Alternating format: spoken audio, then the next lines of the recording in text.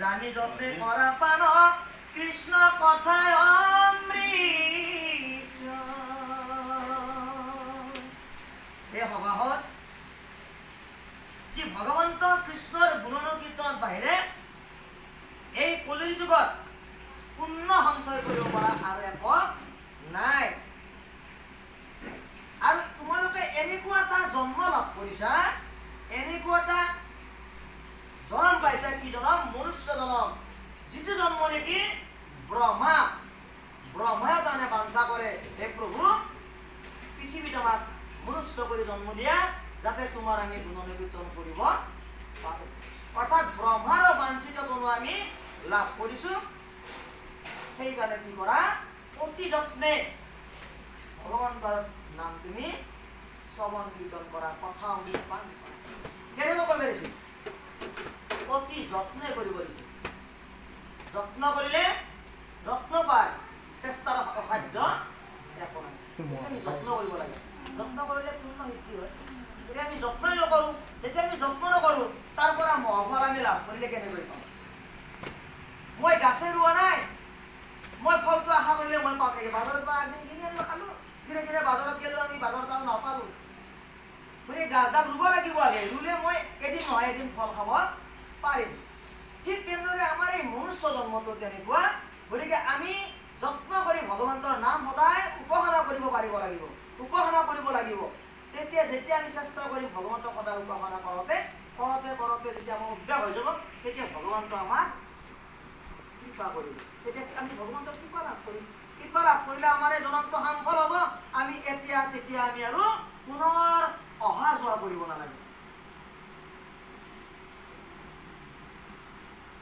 মনুষ্য জন্ম লয়া নকৰিলা হৰি সেৱা, বয়বেছে হইবা সিটো তৰু তৃণশিলা।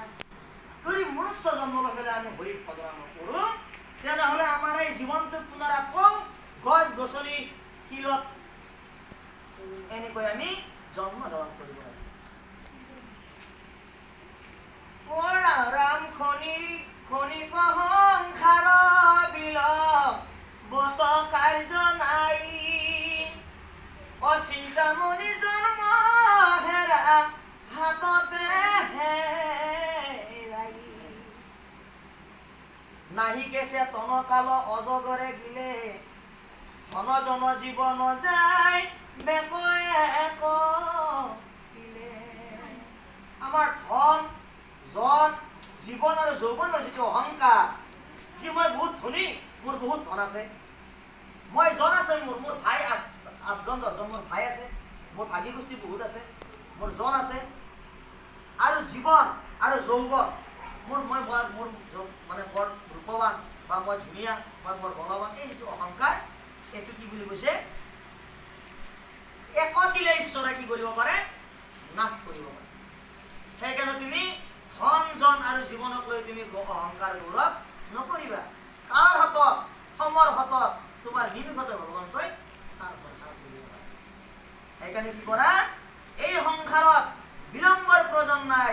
তুমি সময় থাকোঁতে কি কৰা? ঈশ্বৰক তুমি উপাসনা কৰা, ঈশ্বৰৰ নাম লোৱা, আৰু তুমি ঈশ্বৰৰ নাম লৈ এই মায়া সংসাৰৰ পৰা তুমি যাতে তুমি পুনৰ আহা যোৱা কৰিব নোৱাৰা। অযত দেখা ভাৰ্যা পুত্ৰ হবে অকাৰণ, অচাই মাত্ৰ থাকে কালে ধৰে যেতিখন, বিষয় সুখত একতিলে কৰিছোঁ জমৰ কি কৰে ধৰি নিমে জমপুৰ। চিত্ৰ দেখে তোমাৰ ভাইজা পুত্ৰ, এইবিলাক সকলো অকাৰণ। কেইদিনমানৰ কাৰণে তোমাৰ লগত আছে, কি কৰা? কালে তোমাক ৰখি আছে, কেতিকখনে কেতিয়া তোমাক ইয়াৰ পৰা লৈ যায়। বিষয় বাসনা একতিলে তেওঁ চুৰমাৰ কৰি ভগৱন্তই কি কৰিব? জমৰ কিং কৰা আহি তোমাক জমপুৰীলৈ লৈ যায়। সমর মূর্তিক দেখি হরাই বেচেতনা ও দুর্ঘরণ রোকে পেলাই বেখুন যাই বেজাতনা হেন জানে কৃষ্ণর চরিত্র করা হার অতেবে হে করিবা ঘর সংসার